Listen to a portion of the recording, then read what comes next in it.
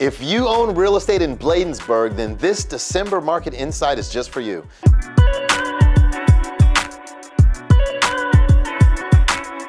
It's me, Melvin Yates, your neighborhood real estate broker with EXIT Flagship Realty. And on this month's Bladensburg Real Estate Market Insight, we'll focus on empowering you with the real estate facts and data. No fluff. I'm going to share the 5 things you need to know as we enter 2022. Plus, I'll give you the national data and explain exactly how it's affecting us on a local level. Now, don't forget that my office has over 160 awesome realtors serving clients like you in DC, Maryland, and Virginia. And we would love to help you put a real estate game plan together. Now for the numbers. This month, the average sales price in Bladensburg is $214,250. This is a 12.8% increase over the last 12 months and a 30% decrease over the last 30 days. So what this means is that if on average you purchased a home in Bladensburg for $200,000 a year ago, that home has appreciated by $24,000 since last year. That home would now be worth $224,000 on average. That's amazing. Now, the average days on market, which is basically how long it takes to find a buyer, for a home in Bladensburg sold during November was 30 days, which is 10 days behind the county average of 20 days. Now, in the last month, we did have 2 new homes come to market, which is the number of homes that were listed for sale. But this is a huge issue because we only have 2 weeks of total inventory when a level market is 6 months of inventory. It means not enough houses. So we're just having trouble keeping up with the demand. And though this is very concerning for my buyers, this is a huge opportunity for my sellers who should strongly consider taking advantage. And as far as home sellers who accepted an offer during the month, otherwise known as pending, there were none in November. And so that means that the 2 new listings are still available, but maybe the price is a little higher than it should be. So there were 4 homes that ultimately did sell during the month in all of Bladensburg, and that's down 33 1/3% over last month and down 33 1/3% over last year this time. So as you can see, there just aren't enough homes coming on the market for sale. So as the data shows, this is textbook supply and demand problem. My agents have lots of qualified buyers who want to buy right here in Bladensburg, and they're willing to pay top dollar. I just need more houses for them. So if you're thinking about moving up, moving down, or maybe moving away, the perfect time for you could be right now. Now, before I jump into the national data and explain how it affects us locally, feel free to text me an address, any address, and I'll shoot over a free market analysis on that specific home. Or you can schedule a confidential strategy session with me or my team using the link. Of course, you can call or email me anytime. I also want to thank the hundreds of thousands who watch my market insights and other informative videos, and the tens of thousands of families who have been able to benefit in some way from the information, and the thousands of clients we've served over the years. I will continue to work at being the most educated advisor on real estate topics in DC, Maryland, and Virginia.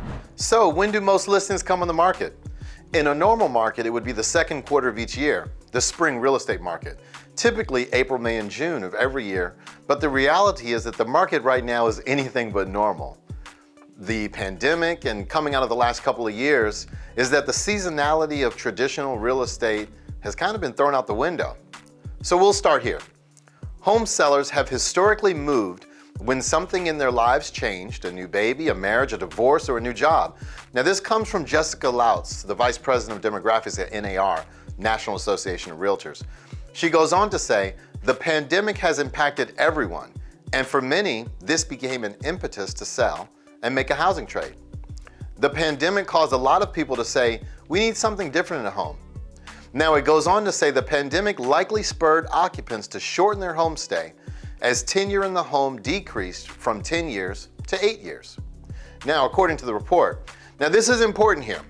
This is the largest single year change of home tenure since NAR has been collecting the data. The historical data showed that families used to move about every 6 years, but after the housing crisis in 2008, tenure in homes began to rise.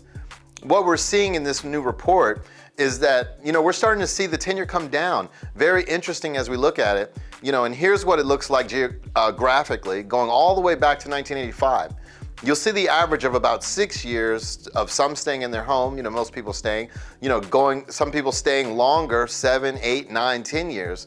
The average just over 9 years now in a home, over the last 10 years or so. Now, there are a lot of good reasons for that. A lot of people maybe didn't have the equity to make a move. Maybe they were underwater for a while in the home that they own. Maybe they just said, we're not gonna do anything. We're just gonna try to pay the house off. Now, coming out of a pandemic, we're seeing that dip down. Now, I'm certainly not saying that 1 year would make a trend by any stretch of the imagination, but I think we can safely say that it represents pent-up seller demand in all those years that folks have stayed in their homes. We can say the meaning of a home has dramatically changed. We can also say there's more equity in homes now than there has ever been before in history. All of this leading to many people thinking, maybe now's the time to make a move. And I do believe we'll start to see that in the winter. Now, let's take a look at what George Ratu at Realtor.com says.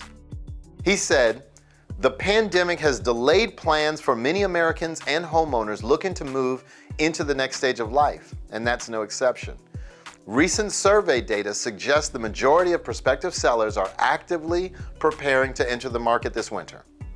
So going back, a lot of reasons we just talked about, folks thinking about moving. This study is saying we're seeing a lot of those people preparing to enter the market this winter. In that same study, 65% said that they either just listed or plan to this winter. 93% said they've already taken the steps toward listing a home, including working with an agent. 36% have researched the value of their home and others in the neighborhood. And as well as we've started making repairs and doing what they need to do to sell the home.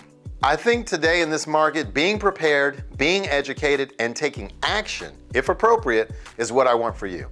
Now, Danielle Hale says that this new listings have risen now for the second week in a row, with this recent survey data suggesting that a growing share of homeowners and potential sellers are eager to find new homes. Now, there's reason to believe this may be the start of a welcome trend, especially as we move into cooler months. As we look into the winter, the data shows that we're going to see more activity among sellers and among buyers than we've seen in quite some time, as seasonality has been thrown out of the window. Now, let's just talk for a minute about interest rates. Probably one of the biggest things that's going to be talked about as we go into the new year. What's going on with the interest rates? The overall outlook is interest rates are going to rise. And this is a look right now at the 30-year fixed. We've used this, many times over the last couple of years as we go back and look at January of 2020 prior to the pandemic, which is basically rates are knocking on the door of 4%. Right now, the average 30-year fix is right at 3.1%. Many calling for that rise to go into next year. Now, I'll show you what forecasters are saying, but if you were to ask me what's going to happen with interest rates, I think we're going to go back to where we were. This is a historical perspective on rates.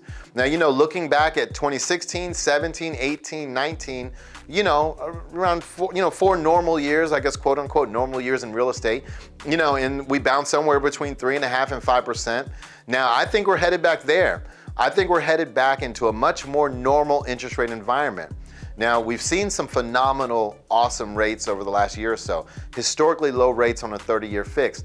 And I think we're just going to head back to a time where we were prior to the pandemic. The bottom line here is context matters right now for the housing market and certainly for purchasing demand. The economy is improving. Millennials are continuing to age into their prime home buying years in large numbers. So the context remains good for the housing market. And I think overall, as we look at that, we can expect a rising interest rate environment going into next year. Now, I don't see that affecting the housing market dramatically, but it will cost more to buy a home in the coming months and years. Now, before we close, I'll quickly share some mortgage rate projections.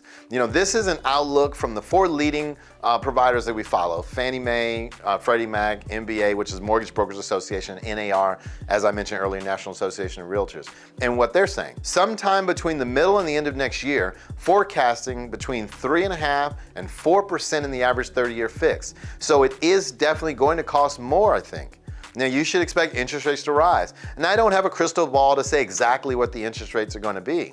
But as you can see, and I think we should all expect rising interest rate environment, and I'll continue to educate you as we go into the new year. Now, this next graphic is a home price forecast for 2022. Now, a lot of people are saying what's going on, what's going to happen next year to housing. I'm concerned. I'm concerned that, here we go again, all of that. Forecasters are calling for a 5.1% on average on housing appreciation. And you see anywhere from 7.5 to almost 3% appreciation on the low side. Now, this is a direct nod to seeing how more inventory will come into the market. The price will always be dictated by supply and demand in any market. Now, the other question that starts to come up and is on people's minds, at times, is the housing market going to crash? I'm concerned about what I've seen and forbearance and all the things that we know have happened in the real estate market. But the bottom line here is that housing sales are forecasted to increase this year and perform very well again in 2022. I want to remind you that last year in 2020, we sold 6.5 million homes in this country. And we're forecasted to sell more than that this year and even more than that next year. Which basically leading for the past 2 years, phenomenal years in the real estate market and a very, very good next year as well. Now, the slide shows you just where we are in the real estate market based on monthly inventory in the extreme seller's market that we're in. Thinking about selling your home? There's literally never been a better time. And I know I sound like a broken record, but this graphic just underscores it and underscores it going all the way back to 1999. What does the market look like? And it's been a great seller's market for those who have decided to sell. Now, the last question that I'll kind of address on these slides is that if you're a buyer saying, I don't know if I want to buy at the top of the market. When you look at price appreciation, it's certainly not at the top of the market, but I know that it may feel that way. For my sellers out there, if you're saying, if we sell, we're going to have to pay more for another home. That's why I've laid out the appreciation forecast, so you can see for yourself. Pay attention to the data. Now, the best time to buy a home is this year, and the best time to buy a home, the next best time rather, is right now.